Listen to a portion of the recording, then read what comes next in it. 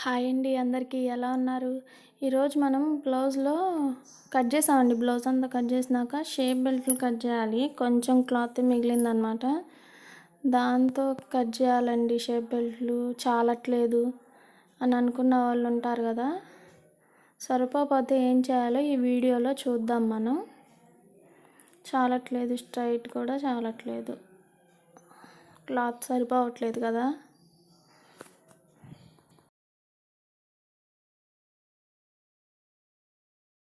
ఇప్పుడు ఏం చేయాలంటే తీయాలి 2 క్లాత్లు ఓపెన్ చేసేసి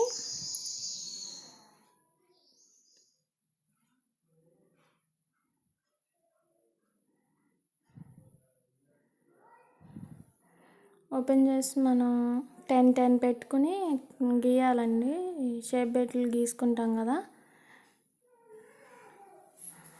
వెడల్పు 10 పెట్టుకుని ఒక్కొక్క వైపు గీసుకోవాలి.